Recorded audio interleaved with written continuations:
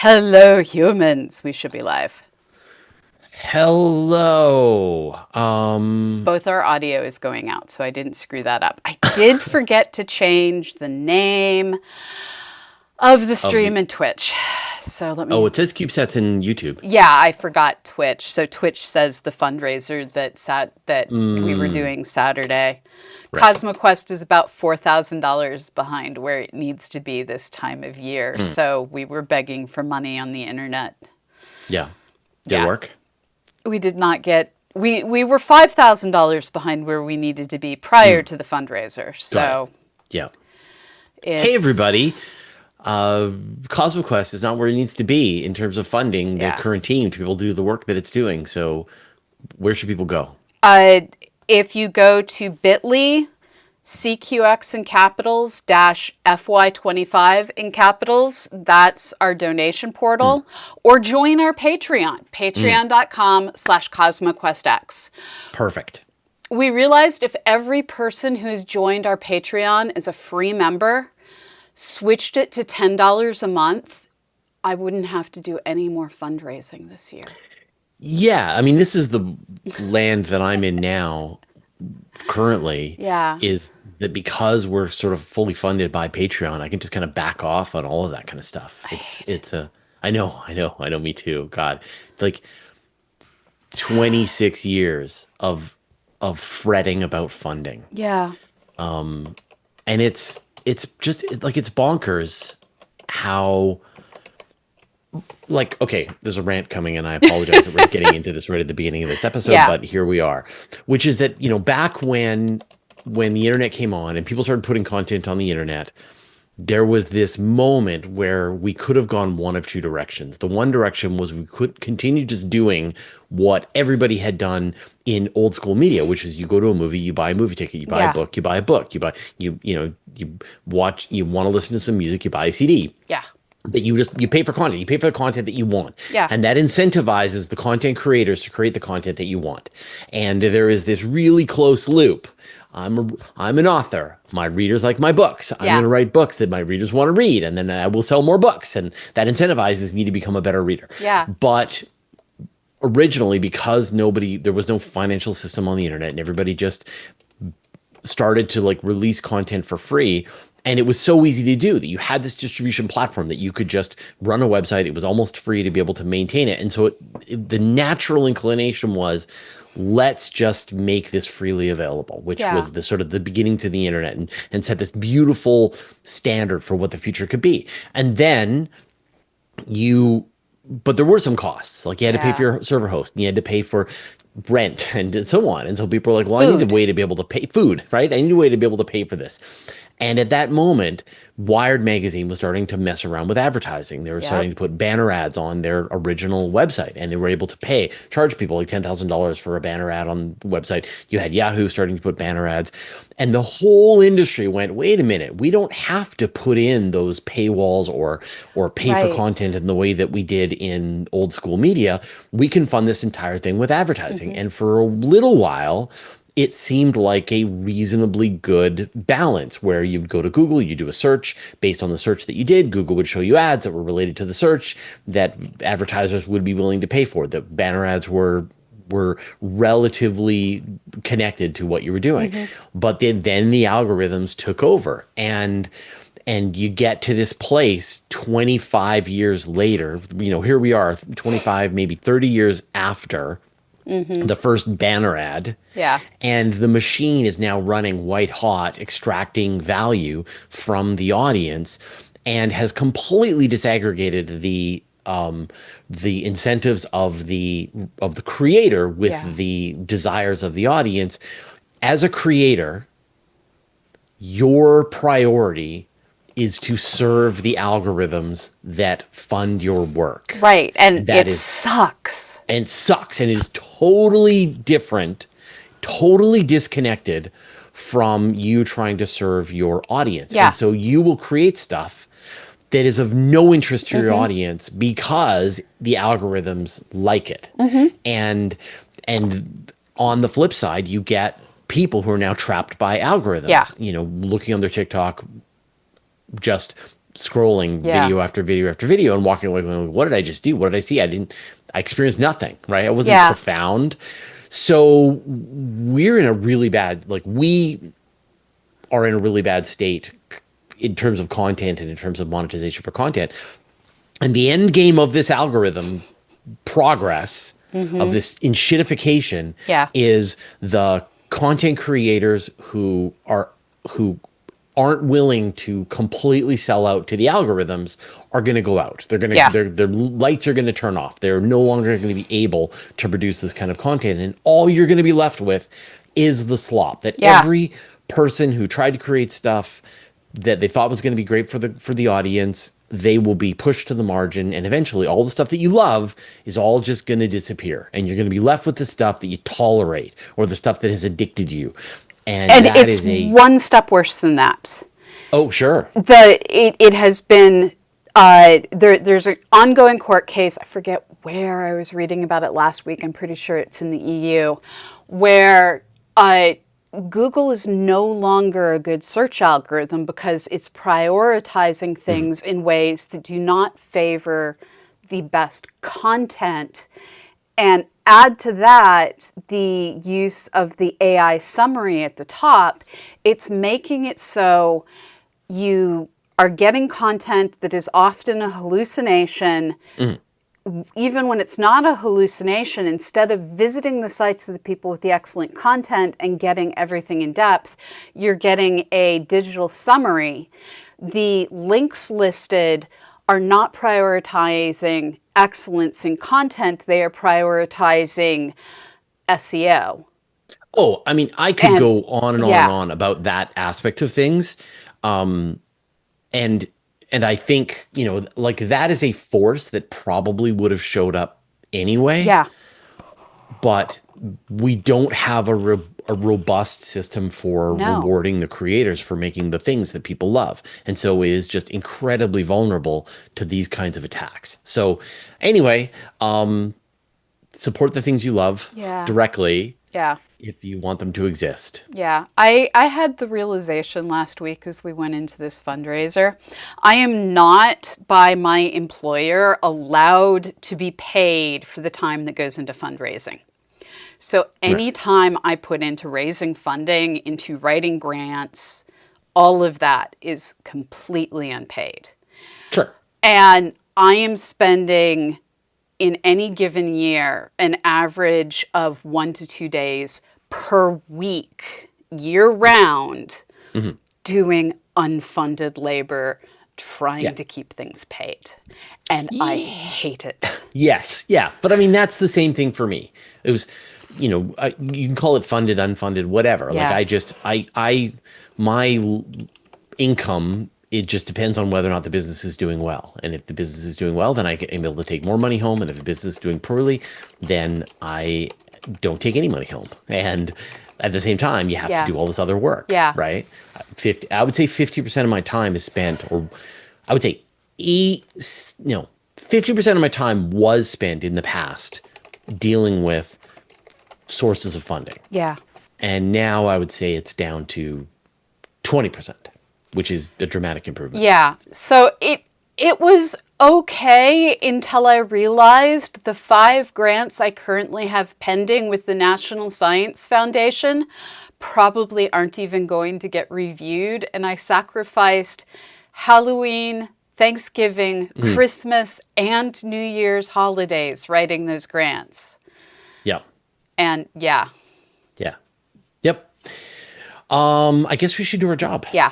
So bottom line, CosmoQuest is about $5,000 behind where we should be right now. $4,000 after Saturday.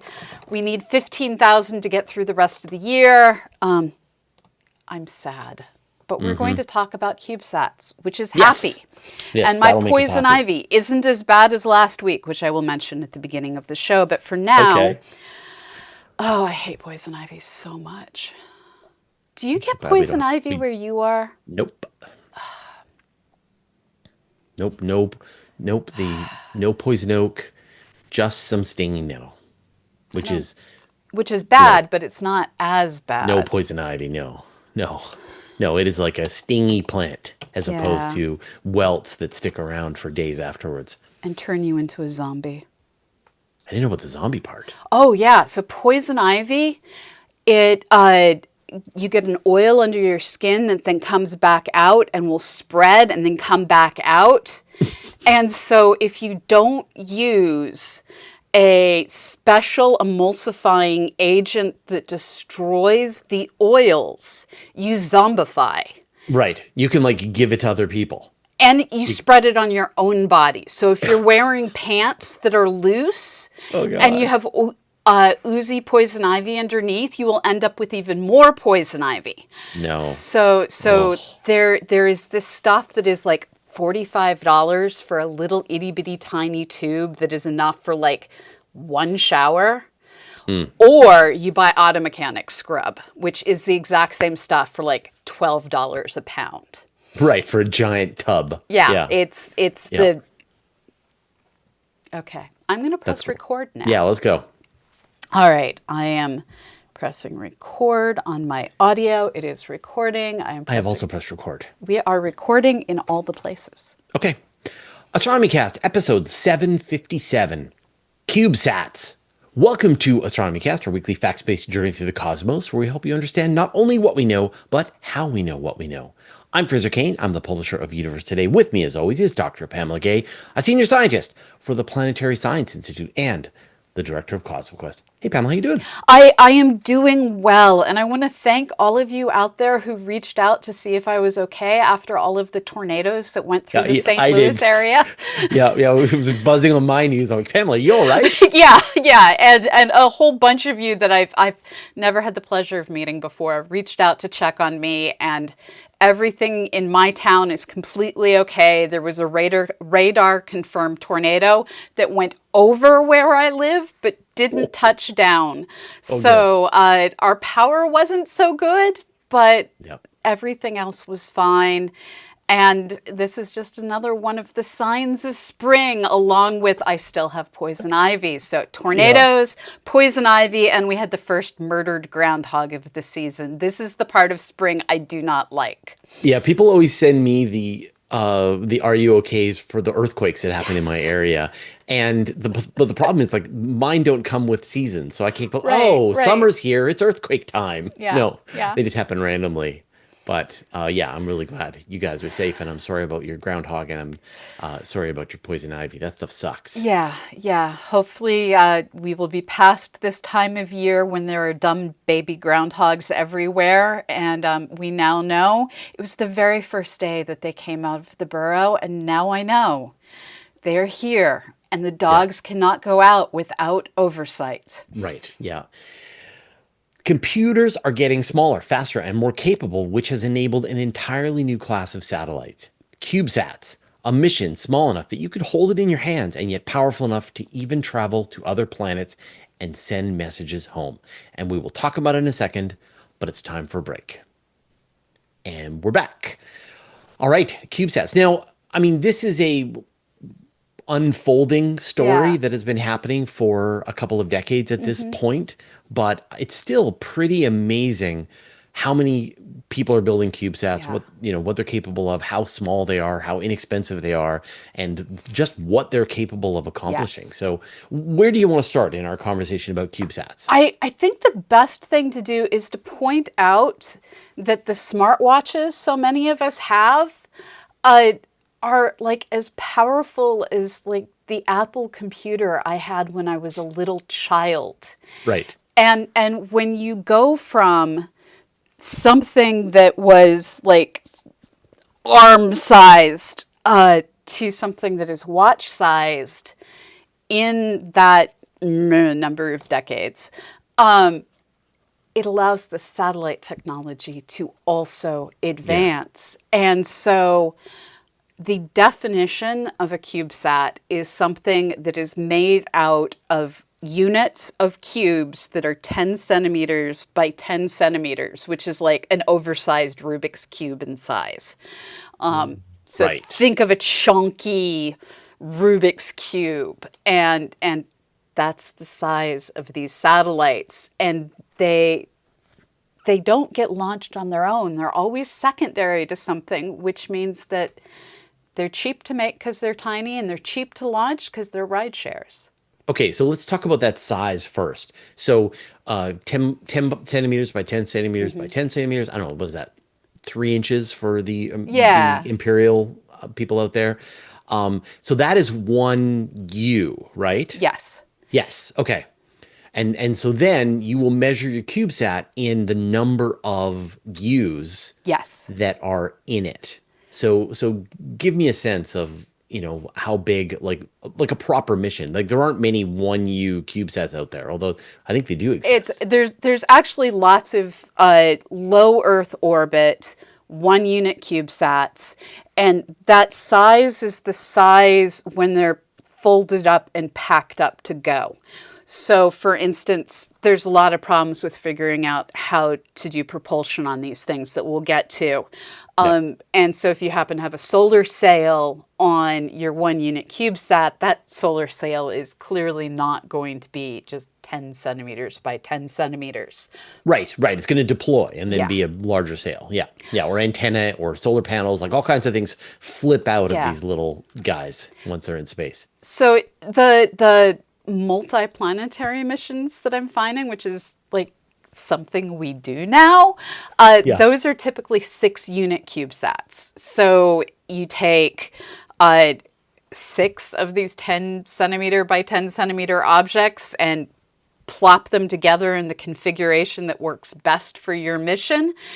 And then you can go and fly to the asteroid belt, fly to Mars. And these are things we're doing. And what kinds of capabilities do these things have? So the first thing they need to be able to do, because of the insane ways in which they're launched, which can include being flung out by a human being. Right, thrown off the International Space Station. This is they literally yeet these things. Yeah, they've got a bag of them, and they're just hucking them off the station, which is amazing. Awesome. Yeah. So it turns out in the process of yeeting CubeSats, sometimes they collide with each other, they get these random rotations set up. So they need to be able to stabilize themselves for a lot of purposes. There are satellites that have omnidirectional antenna, and they're not doing anything particularly needing to be pointed in a given direction. But for the majority of these suckers, they want to be able to orient themselves. Right. So they do have reaction wheels. They do have various ways of using magnets and thrust. And so you have a thrust system and you have an orientation system and a communication system. Those are basically the 3 things all of these suckers are going to have. And for the ones that are in low Earth orbit, there are some really elegant solutions for this kind of problem. As you said, magnets. You can run electricity along a wire, and that will cause the thing to align itself with the Earth's magnetic field. Very slowly, but it works. Fine. Yeah. And it doesn't require very much energy at all. And then you're lined up. These are not what you want to use if you're impatient and want to do anything quickly. Right. If you always just want to be pointing down, or you always want to be pointing up. Right. As opposed to, I want to look at this target, look at that target, look at this target. Yeah. And they can have reaction wheels. So where it can take time is if you just yeet something off the ISS and it hits something else and it's tumbling wildly. It can take a hot minute to use. They can actually max out the reaction wheels trying to get these things reoriented the way they want. So once you get them oriented, though, they're low mass. You can maneuver them. There's been some cool uses of using them to image Earth. I mean, if you think about what your phone is capable of doing, and it's way smaller than a CubeSat, stick a phone and they actually use a lot of cell phone technology in these things. Yeah. The cell phone cameras, accelerometers, memory systems, CPUs, Snapdragons, all this kind of stuff finds its way into these CubeSats. Yeah, it gets commercially developed, and then tested in CubeSats gets certified as space hardware this way. So getting them lined up isn't too huge a deal. Where they really suffer, though, is in the propulsion department. And this is simply because there's a whole lot of restrictions launching them, where they're not allowed to be pressurized over 1.5 atmospheres. And if you think about wanting to chunk them full of fuel in a little tiny canister, you're not going to be able to do that. You can only have so much potentially explosive chemical fuel on board. And the reason for all these restrictions is they are not the primary passenger on anything they're launching on. And including a small, somewhat explosive bundle that can take out your main satellite is not something any rocket company is going to do. Right. You can hitchhike as long as you're not a bomb. Right. Exactly. Yeah. Right. Okay. So they have a method, but they will have propulsion. So they use like little compressed gas methods, ion engines. Yes. Hall effect engines. Yeah. One of the cooler things that I was reading about is they will use a sail that is not exactly a solar sail in the normal sense. It is a sail that has an electric field on it, so it is interacting with protons off the sun. So it's just a slightly different way of doing a sail that is considered electric propulsion. Yeah, it's a mag sail. Yeah, exactly. Yeah, and electric sails. And so you have electric sails, ion engines, Hall effect engines, and then, of course, solar sails is going to be the way of the future, I think. Yeah. Yeah, unfortunately, so there was one that was launched on with the Artemis 1 mission. Yeah. There was a whole bunch of CubeSats. Yeah. And one of them, though, was an asteroid exploring solar sail mission packed into a CubeSat. Yeah. And unfortunately it failed. But it would have been an amazing test of this technology, because it would had to have used its solar sail to get itself all the way to this asteroid that it was going to be exploring. And unfortunately it failed, and NASA's moving on with their next solar sail. But still, that's the future that could have been. All right, we're going to continue this conversation, but it is time for another break. And we're back. All right, so we've talked about propulsion. Let's talk about, some of the other core functionality that the CubeSat is going to require before we get into payloads, because that's like the best part is the actual payload. But I guess we need some kind of processing. We need communication systems. So what have we got for there? They tend to use omnidirectional antenna. They're usually limited to just 2 watts, which makes that a really horrifying thing to think about. Your local radio station is in the thousands of watts, and giant antennas, and you still can no longer get it with your car radio when you drive too many miles. Well, these little big Rubik's Cube-sized flying objects that are hundreds of miles above the Earth to multiple astronomical units away from the Earth, in their smallest form, have 2-watt antenna. And they are working on... Go ahead. Oh, I was going to say that's one of the great sadnesses about this process is you would be amazed how inexpensive it is to build and launch one of these 100,000 per unit normally. Right, like including launch, but people are even bringing those costs down. But you need a way to be able to communicate with it. So that doesn't include giant radio dish or antenna array that allows you to communicate with your CubeSat when it's flying overhead under perfect conditions, and you can get just kilobits per second from this radio system to be able to pull your data off your thing. So you might have put a 4K amazing camera that's capable of recording this beautiful video of the Earth at 60 frames a second, but you can't get that data off of the thing. No, you cannot. Yeah. But Multiple unit ones have more power, so they can have stronger antennas. Otherwise, we couldn't communicate with them at multiple AUs. And there's interesting plans to start doing things like inflatable antenna dishes. So instead of just having your little squiggly antenna sticking out, they're looking at systems, and this was being developed at the Jet Propulsion Lab. May they not murder this project, where it comes out and then just inflates into this big, gorgeous antenna. And so little things like this, if you've ever read about like using a Pringles can to increase the power of your home Wi-Fi, this is the space-based version of a Pringles can. It's just inflatable so that you can have it be tiny on launch. And with the rise of satellite mega constellations Yeah. that are allowing us to communicate from anywhere on Earth, there's a sort of a new layer of communication between these CubeSats and things like Starlink or Kuiper or things like that. So what had been one of the largest issues, how are you going to get data off this thing, is starting to be solved by this infrastructure. And, I think we're going to see a time where if you launch a CubeSat, you will pay a service that you can just pay to retransmit your data through these various satellite networks. And now suddenly that communication requirement becomes a lot easier because there's this infrastructure. Let's talk about power. Yeah. So they're for the most part using solar power.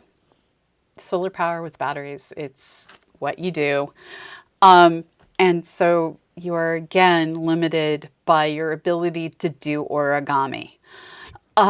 This is the way space goes. You origami your solar sails, you origami your solar panels, you origami your antennae, and then the thing that was a whole bunch of 10 centimeter by 10 centimeter cubes turns into like amazing looking satellite. Yeah, some kind of transformer. I love it. Yeah. They need to do more videos of like what this process looks like. We don't get to see it nearly often enough. But it's solar panels all the way down, basically. Yeah, and so you'll see these things, they will flop out a couple of times, sometimes it's several folds. Yeah. And what was a 10 centimeter by 10 centimeter piece of the satellite flops out into 3 10 by 30, or maybe even 30 more. by 30, Yeah. or even bigger. Like they can flop out more and more of them and try and be able to collect as much power as required for the mission. And then of course, part of that control thing is keeping those solar panels filled with energy. Yeah. So it is a big challenge, but it is, the miniaturization is helping that happen, because it's making the power demands of all of the parts of the satellite lower and lower and lower, making that part simpler. All right, I want to move on to the actual missions and the actual science that can be done with these, but it's time for another break. And we're back. All right, so let's talk about the science. What can you do with a CubeSat? So my favorite thing that has been done so far was the 2 satellites that traveled with Percy and Ingenuity. Traveled with InSight. They traveled with InSight. So the 2 CubeSats, Mars 1 mission, it was 2 sets of 6 unit CubeSats. Now, normally when those are the Marcos. Yeah, the Marcos. So normally when you have something landing on Mars, you might have one of the standard, like Mars Reconnaissance Orbiter, Mars Odyssey, one of these orbital missions that's working as a relay satellite for you. And the relay satellites can't simultaneously receive and transmit on the same frequencies. So this means we don't generally get real-time telemetry from the missions. Well, what they could do was use these CubeSats to send the telemetry back, so we were able to get data during landing that we've never been able to get before, just by using them as a relay. They took some images, they then continued on throughout the solar system. Right. It was a flyby for them. It was a flyby for them. They Yeah. did not have the propulsion abilities to Right. get themselves into orbit. Yeah, and that was really a dramatic improvement because you had CubeSats, 6U CubeSats, as you're saying, that were capable of sending and receiving signals from Mars to Earth.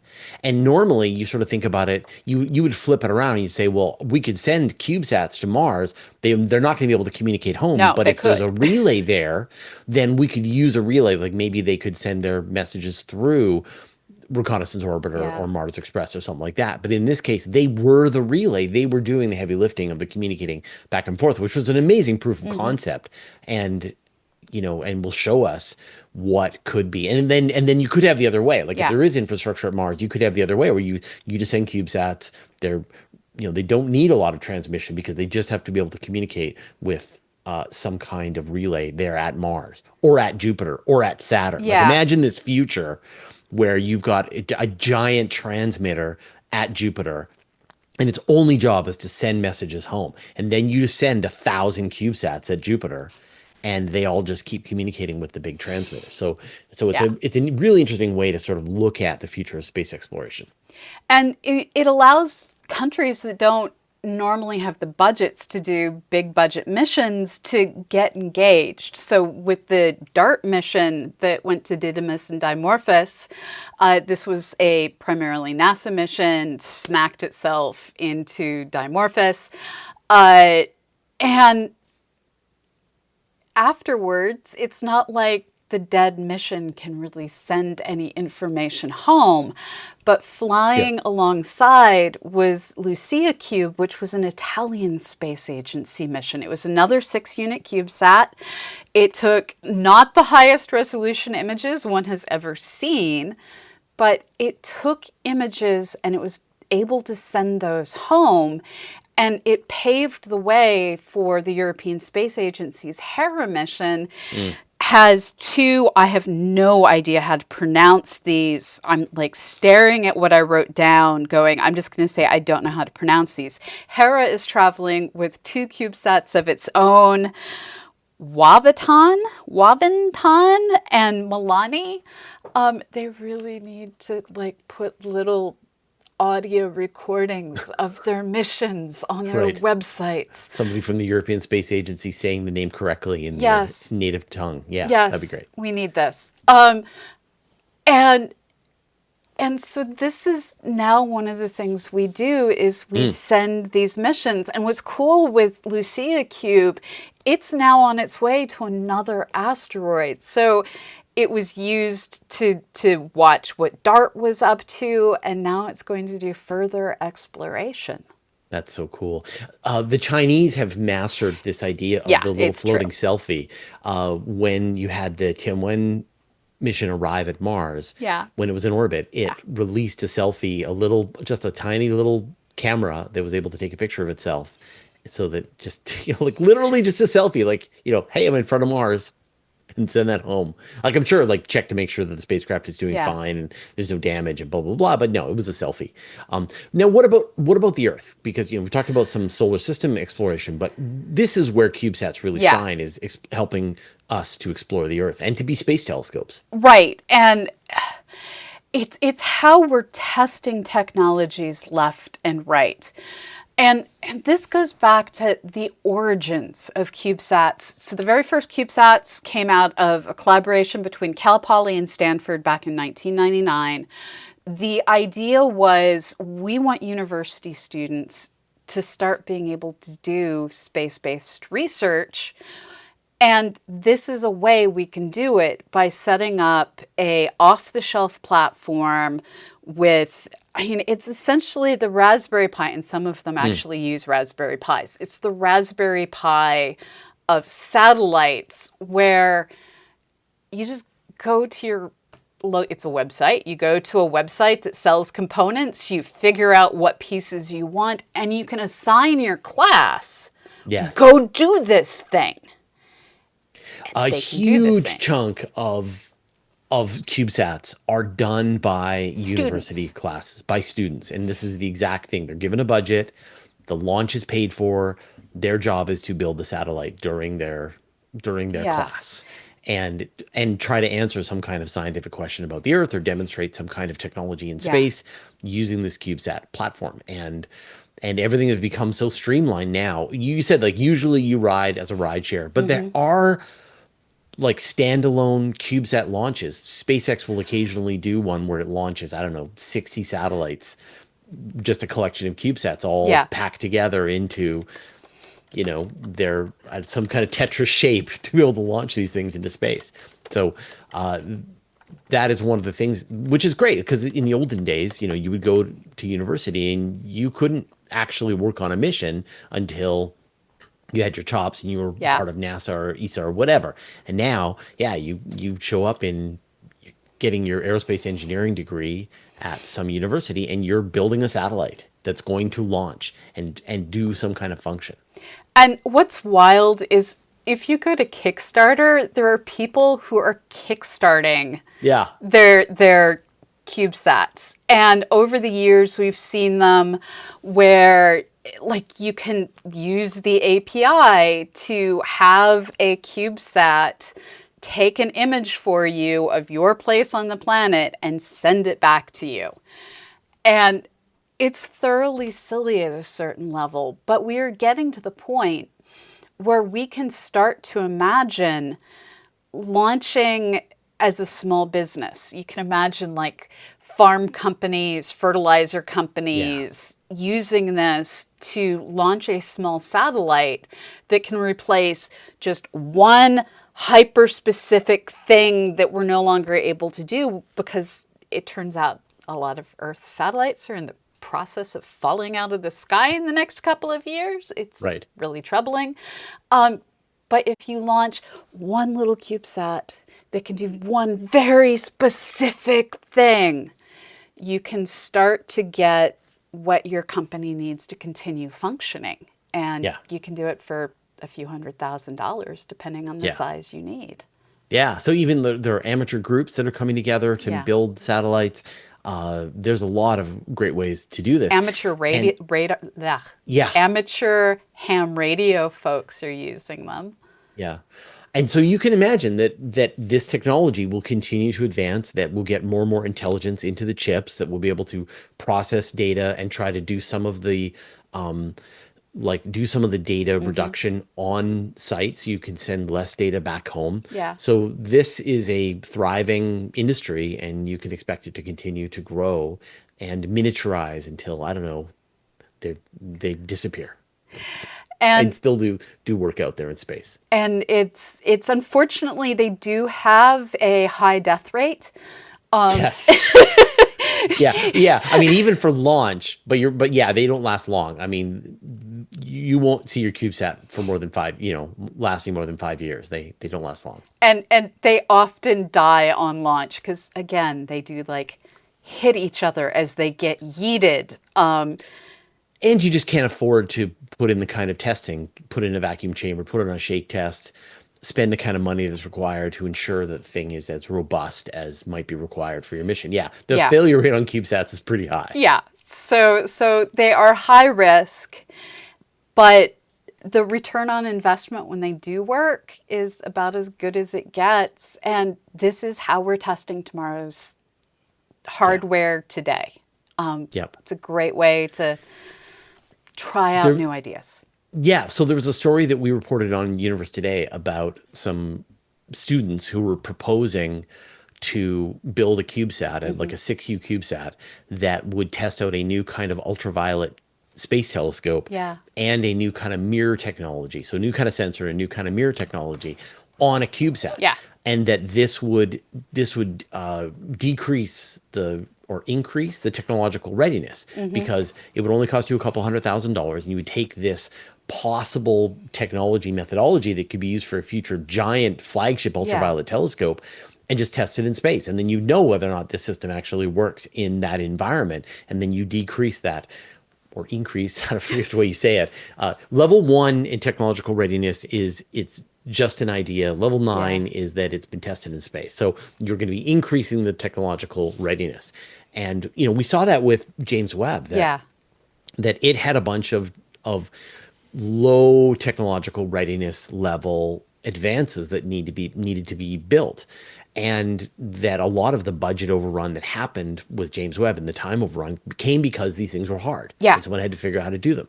And so you can go and look at the things which are really good ideas, but they haven't been proven in space. You package it up into a CubeSat and you toss it out a window, and now you can show that it actually works in space. So it's a really great technology that's going to help space exploration in so many ways. And this is where the Artemis 1 had an entire suite of CubeSats on board. Now, the CubeSats that they selected all had to be using technologies that were TR9, previously tested in space level technologies, but they were combined in new ways. Yeah. These were new ideas. And going to the moon with CubeSats, this is the future. This is how we're going to be able to readily communicate with all the little things we're planning to stick all over the moon in the coming years. It's the way of the future. And I am really looking forward to the day that hopefully will come in the next 5 years as the asteroid Apophis flies past our planet. It's going to be close enough that we should be able to just go meet gravity well with some CubeSats as it zips on by. And now we have CubeSats following an asteroid that likes to get uncomfortably close to our planet. And that will be fun. Yeah, very cool. All right. Thanks, Pamela. Thank you, Fraser. And thank you so much to all of the folks out there that mean I don't have to fundraise for Astronomy Cast. You guys make it possible for me to keep the team going, keep our servers going, and I am so grateful. So this week I would like to thank, this week I would like to thank, still scrolling, which is a good problem to have. Alexis, Antisaur, Arctic Fox, Bora Androlevsval, Benjamin Carrier, Benjamin Mueller, Bresnik, Bruce Amazine, Burry, Gowen, Claudia Mastriani, David Bogerty, David Green, Dr. Jeff Collins, Dwight Ilk, Ed, Elliot Walker, Fairchild, Just As It Sounds, Father Prax, Frank Stewart, Hal McKinney, Janelle, Jeremy Kerwin, Joanne Mulvey, Joe Holstein, John Herman, Kate Sandretto, Kenneth Ryan, Lee Harborn, New Zealand, Matthias Hayden, Michael Hartford, Michael Perchata, Michael Regan, Mike Haizu, Nala, Papa Hot Dog, Paul L. Hayden, Pauline Middlelink, Philip Grand, Robbie the dog with a dot, Ruben McCarthy, Sam Brooks and his mom, Sergey Manouilov, Steve Rutley, Tiffany Rogers, Tim Garish, Travis C. Porco, Wanderer M101, and Will Hamilton. Thank you all so very much. Thanks, everyone, and we will see you next week. Bye-bye. And then they saved. And this week, I will remember to put it in the correct directory. Oh, oops. I sent it to the wrong audio producer, but it's easily fixed.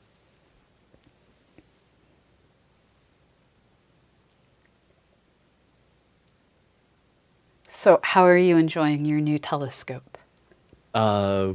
I had a string of great weather for about a week, and I set it up every night, and then I haven't had good weather since then. Oh, man. But it's also been full moon, so it doesn't really matter. It's true. Yeah.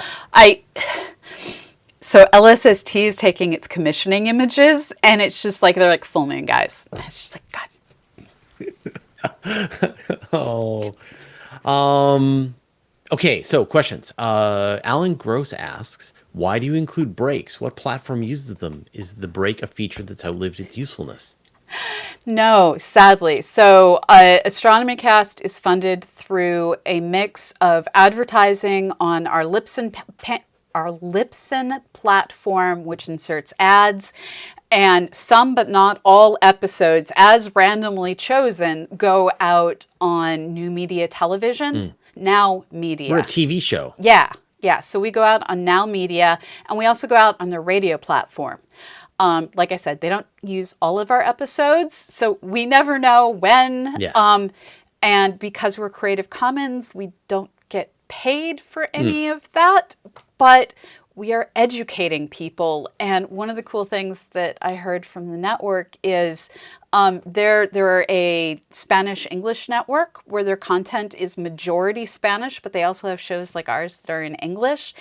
And they found out from their audience that quite often they'll get families watching our show because it's an educational show. And the kids are explaining what we're saying in English to the parents. And that's really cool. I love that. I love it, love it, love it. So the breaks are in there for Now Media Television and their radio stations. And for the non-patrons who get subjected to advertising on Libsyn. How many asks, what is the smallest man-made object mass-wise to ever leave Earth and reach low Earth orbit on its own power? I mean, they get flung there off of something else. So was it called Smart 1? There was a European Space Agency CubeSat-ish that used an ion engine to go into orbit around the moon. Let's see how big it was, because it was small. So I know femtosats are defined as satellites that are smaller than 1% of a kilogram. So 0.01 kilograms are femtosats. So Smart 1 had 287 kilograms dry mass. Oh, that's not even a CubeSat. That's way bigger. No, it was bigger, but it was able to get to the moon under its own power. Yeah. That's the key. Yeah. So, to be able to go into orbit around the moon on its own power. That's like the smallest one that I can think of. Yeah. But I'm sure there are smaller ones. Let's see, what has been happening a lot lately, and this is sadly what happened with Odyssey that murdered everything that flew with it. Mm-hmm. It was one of the CLIPS missions recently. It's the one that landed, fell over, and then shot itself across the surface of the moon. So it failed to deploy any of its CubeSats. So you'll have a bundle of things that are flying to the moon together. And everything that it flung was dead on arrival to space. I would not fly with a CLIPS mission unless it was Firefly. Don't trust anybody else. The upcoming Escapade mission has their 90 kilograms. Okay. And I don't know how much of that is. And they are going to go into orbit around Mars. So that's pretty light. Yeah, so 90 kilograms counts as a microsatellite. Right. So 1 unit is 2 kilograms. So a 6 unit is going to be 12 kilograms. Yeah. Microsatellites are many unit CanSats. Hal McKinney asks, do you think the immense amount of video and web content that you have published over the years has been scraped by AI engines? And do you think that you would recognize it if it were an AI answer?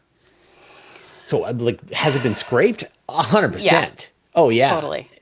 And I mean, it's funny. If you listen to the Notebook LM service that's provided by Google, it feels very us. Yeah, it's deeply disturbing.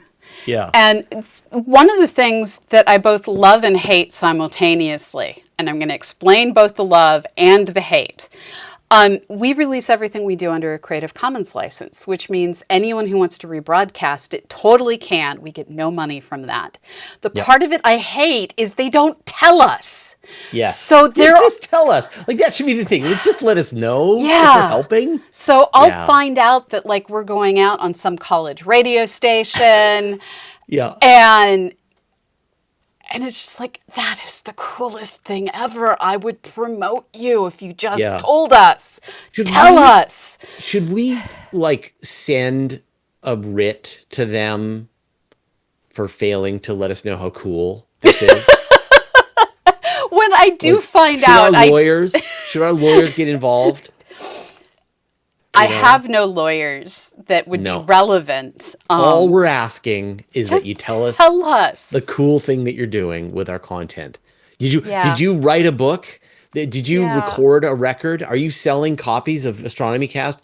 awesome. Yeah. That's fantastic. Just let us know so Yeah. that we can celebrate the fact that it's getting out there wider and wider. Yeah, it's the same thing with Universe Today. Like Yeah. everything is Creative Commons 4.0. All I ask is that you let people know that you got the story from Universe Yeah. Today and give credit to the writer so that they Right. can build their personal brand. And Yeah. even like that, that's a low bar. I'm So giving you free they're content. good at giving us credit, apparently. They just don't Don't tell tell us. us. Yeah. Yeah, maybe that's a bridge too far. But the second Yeah. part, do you think we would recognize if it was an AI answer? So my voice in writing is distinctive enough that people have flagged things that was clearly direct quotes of stuff I had said. Yeah. And yeah, that's All right, so- super annoying.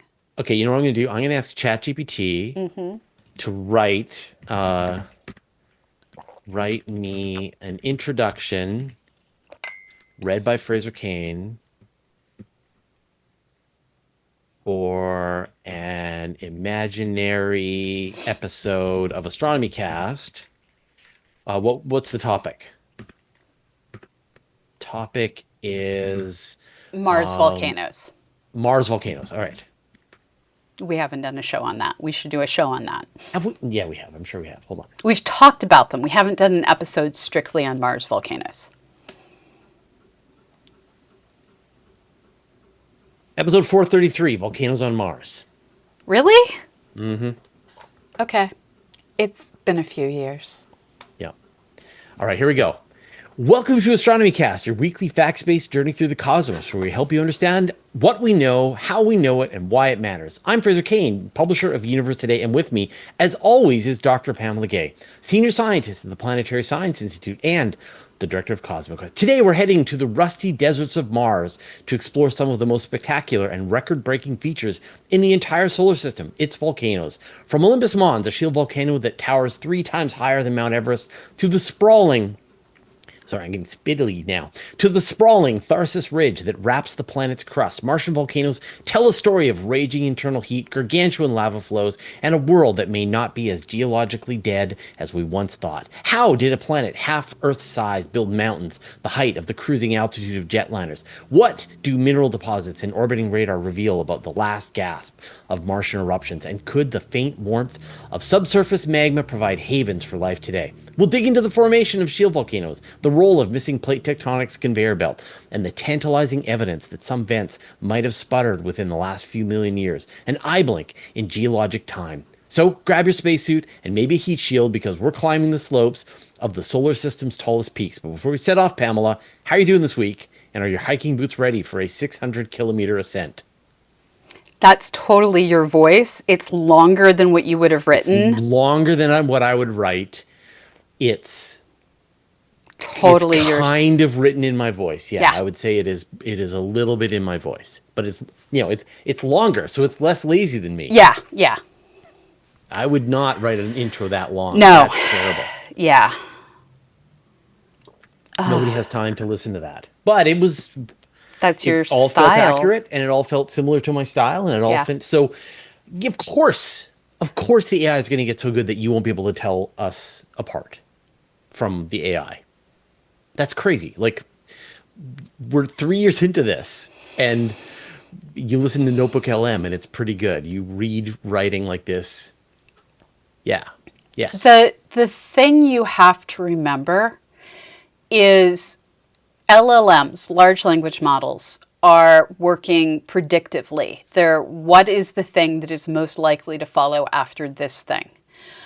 And so they are great if you're trying to do something that is a combination of 3 things that already exist that just haven't been combined yet. They are terrible at complete innovation or doing things that have almost no examples. So for a lot of areas of scientific programming, they suck ass because coding, there's terrible. no examples. But when it comes to writing things that have been written by hundreds of different people with varying qualities, you're going to get something that is passable. But if you want something that you know for certain is accurate and doesn't contain made-up information that is there because of statistics. Yeah. Yeah. It is just bland. Yeah. That's my It's statistical. It's not yeah. innovative. Yeah, it's just bland. Like I will make puns, I will make snide little Yeah. jokes. Like I will try to mix up the tone and the balance and the cadence of what I'm writing. I Yeah. will use uh onomatopoeia, like just things I that love are onomatopoeia. That's one of my yeah, favorite things to use. right. So there's all of these structures that I will use in my writing that makes me happy. That it feels like Right. it's a conversation with the brain of the person that I'm talking with. And that is just like this is bland and uh just kind of generic. But it's so good. Like, and Yeah. again, we are 3 years into this. Like it's gonna figure out how to include all of that stuff as well. Like you can't like this is the worst it's ever going to be, and it's already pretty good. So yeah, I think based on the things that we're seeing AI do, yeah. And so the question is just going to be, do you want us to do this kind of thing for you, right? If you want humans to make this thing for you, we're here, we're ready until you no longer want us to, and then we will go find other jobs Yeah. or retire because the robots took our jobs. But the robots now could absolutely take our jobs. And they could do something like, with Notebook LM, for example, you could give it a paper that's very complicated that is outside of something that Pamela and I would cover in our episode of Astronomy Cast, and it'll give you an Yeah. episode. And you can say, like, do it in the style of Astronomy Cast. Yeah. And it will. Right? And it will. And it'll make you an episode that is very similar to something that we would talk about. It's about 20 minutes long, covers a really complicated paper, gives you lots of great analogies, and is a very It useful gives you learning already tool. existing analogies. So like there is an editor at Jerusalem Post that inserts the most insane size references. So it's like an asteroid the size of 4 elephants. Right. No, like an It's asteroid the size of 6 donkeys, right. back to back to back, right? Or 17 corgis. Yeah. And Yeah. and so it's just I don't know who it is at the Jerusalem Post because the articles that do this have multiple authors. So you know it's one of their editors or the whole team is just trying to outdo each other on Yeah. this. And so that kind of absolutely insane or like a boulder the size of a small boulder. We've all seen these ludicrous things on the internet. Yeah. That kind of ludicrous hilarity, it will replicate what's already been done, but Yeah. it's not going to take advantage of current memes. It's not Yeah. going to know inside jokes. Yeah, it's not going to suggest it or try it or do Yeah. it. Like you've got to push it. You've got Yeah. to say, like, okay, but now fill it with puns. So now it'll give a version that has a million puns in it, but Yeah. it wouldn't have done that from the beginning, and it wouldn't have injected a little bit of, gentle Canadian humor.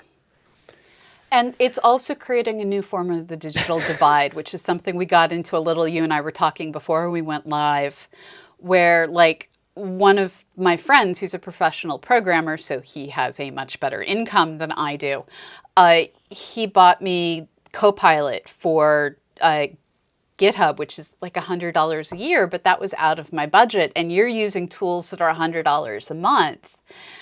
And so you're going to have academic Coding research. tools. Yeah. By the way. Yeah, coding tools. You're going to have coding tools that academic researchers just won't be able to access because it's out of our price range. And it's like I could buy a student a computer and work with a human being, or I could pay for Claude. What's my choice? But the price is going to come down, and they're going to make a version that's going to run off your computer. Like all of this stuff is just Yeah. getting faster and smaller and quicker, and you can roll your own versions of these Yeah. on your Mac Pro, no problem. It's still, there's going to be a digital divide involved. And Yes, yeah. I mean, this is a whole other conversation. Yeah. The digital divide is that I was interviewing somebody and they were talking about how they're using AI services for their company, and they're spending millions of dollars a year in API credits. Yeah. They're running the same query across 20 or 30 different LLMs at the same time. Yeah.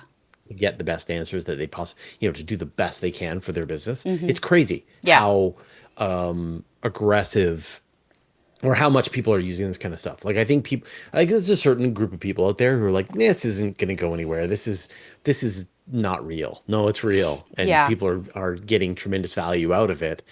And that digital divide is going to come from the people who have this capability and those Yeah. who don't, for sure. So it's good to stay on top of it and understand it. And that's a lot of what I'm doing. It's just trying to make sure I wrap my head around it, understand how it works. But I would never let it write for me. Never. So Never. There's a few things like, have you tried Adobe Podcast yet?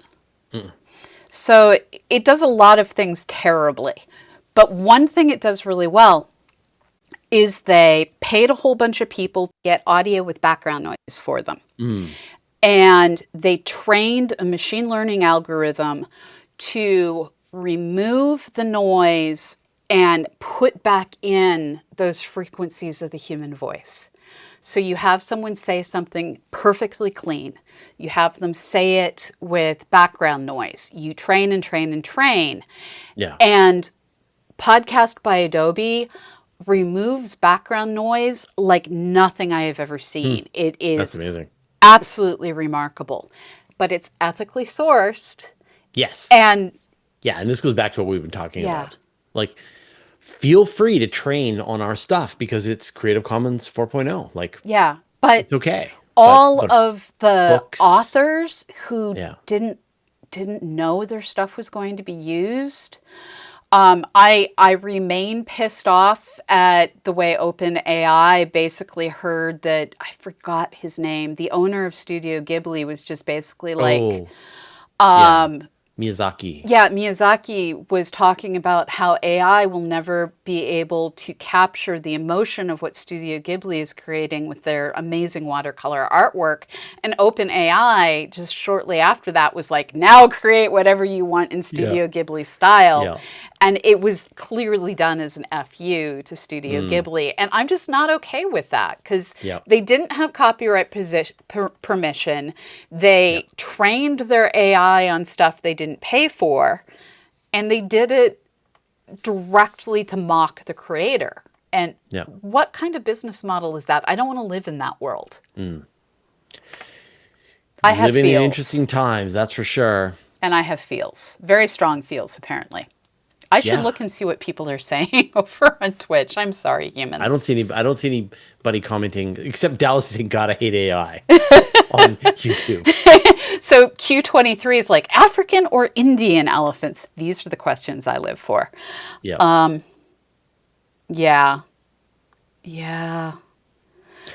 We should wrap things up. We should. We've gone over our hour. So thank you, everyone, for hanging out with us. Thanks in advance to all the people who are going to have to edit this nonsense. Thanks, Pamela, for bringing the brain. And we will be back next week with an all-new episode of Astronomy Cast.